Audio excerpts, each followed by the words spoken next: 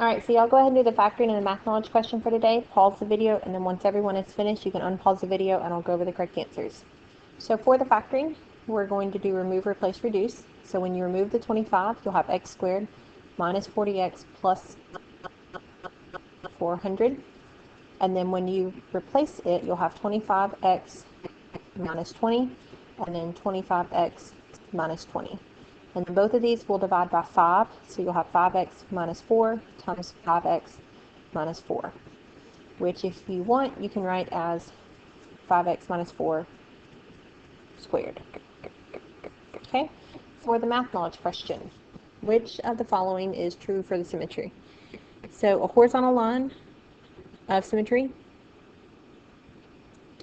doesn't work right here with the 9 or the 6. So not A.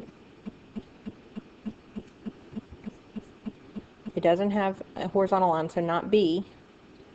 A vertical line would put it here, but it's not symmetrical about that line, so it's not C. If it has rotational symmetry, then if we rotate it, it would be the same. So if I rotated it 90 degrees, obviously that's not the same, but if I rotated 180 degrees, that's the same. So your answer would be D on this one. Okay, for the lesson today, we are looking at lesson 41. We're going to look at reciprocal trig functions and permutation notation. So hopefully you'll understand how to deal with reciprocal trig functions and permutation notation after this lesson. So you should have learned this back in geometry. The sine is the same thing as 1 over cosecant. The cosine is the same thing as 1 over secant. And the tangent is the same thing as 1 over cotangent. These are your reciprocals. We have an S, and an S, and a C, and a C. Your S's don't go together, and your C's don't go together. One S to one C. That's how I keep up with which one goes with sine and which one goes with cosine. And then tangent and cotangent go together. Okay, so we're going to look at adding trig functions, and we're adding one new thing here. Instead of it being sine, cosine, or tangent, now it could be secant, cosecant, or cotangent. So the secant is the reciprocal of cosine. So instead of the secant of 330, we're going to find the cosine of 330. And then instead of finding the cotangent of 480, we're going to be looking for the tangent of 480. And so we don't want to do 480 degrees though. We want to do 480 minus 360, which is 120. Because we like for them to be less than 360 degrees. So if we find the cosine of 330, it's in the fourth quadrant, it's positive, and so you should get square root of 3 over 2. And then for the tangent of 120, it's in the second quadrant, so it's negative. And it's going to be square root of 3.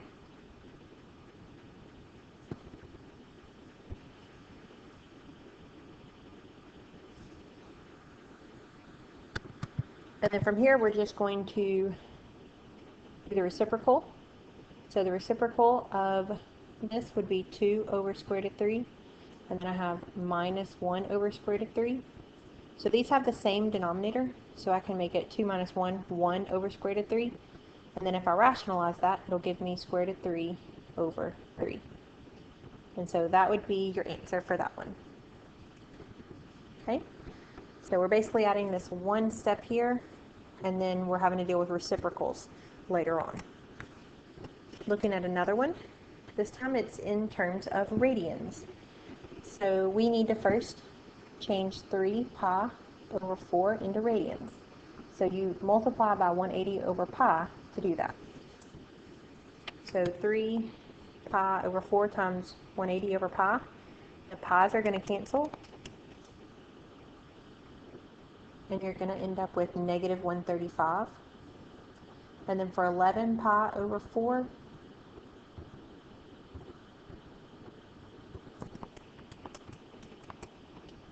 you're going to end up with 495. So we have 2/3 cosecant of negative 135 minus secant of 495, which neither of those angles are angles that we really want. So if I change it by adding 360,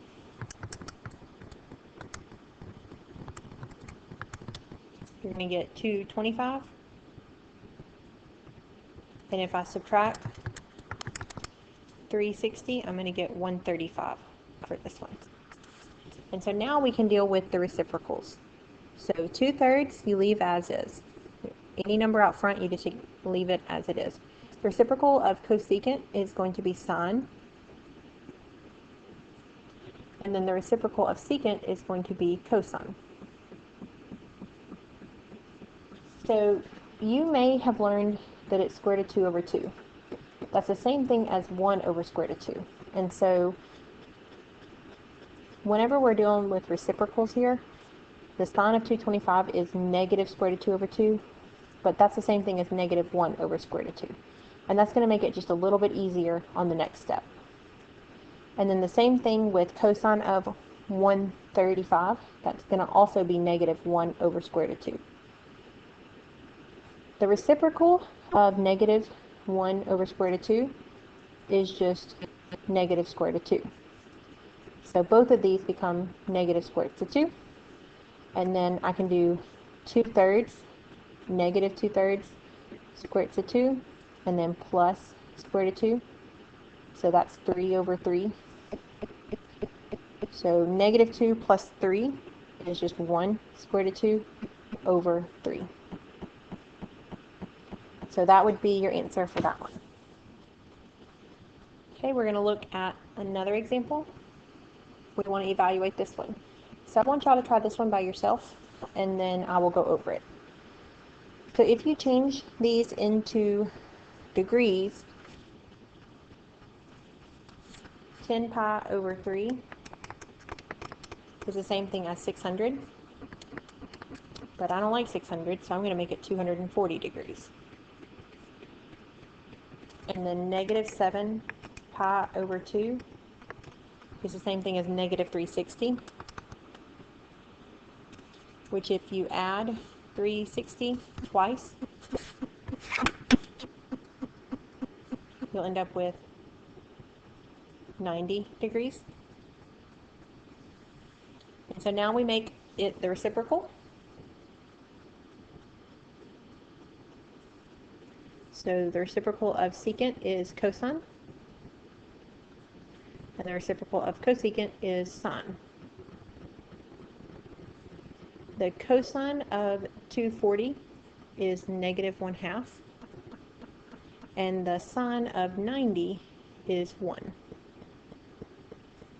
Remember, that's that point up here, and it's your y value. The reciprocal would become negative 2, and then 1 over 1 is just 1. So when you add those together, you get negative 1. So that's your answer. Okay, we're going to look at one more of these. So again, I want y'all to try this one completely by yourself, and then I'm going to work through it after y'all have attempted it. So 17 pi over 6 is the same thing as 5/10. So this would be the cotangent of 150. And then minus the square root of 6 cosecant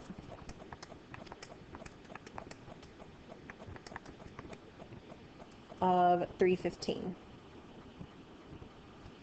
And so when we do our reciprocal trig functions, we're going to have tangent of 150 minus square root of 6 times 1 over the sine of 315. So the tangent of 150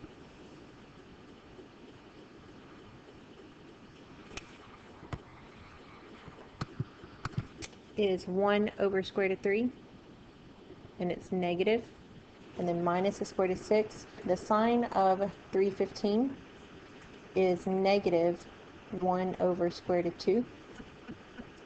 So when I find the reciprocal of this, I get negative square root of 3. And then I have minus square root of 6 times negative square root of 2. So this is negative square root of 3 plus the square root of 12, because 6 times 2 is 12. And then the square root of 12 reduces or simplifies to 2 square roots of 3. So if you add those together, you just get square root of 3. And so that would be your answer. So these aren't a ton more work, but you do have to remember which reciprocal function goes with what. So now we're going to look at permutation notation.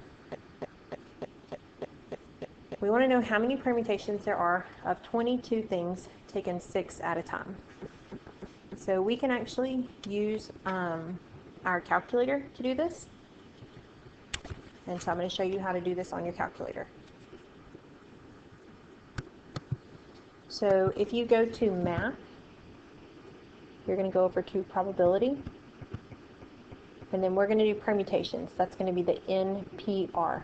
But if you hit 2 right now, some calculators don't go just like this. Sometimes they go to answer and then NPR. And so if it goes to answer, then you're going to have to do 22 before you hit that button.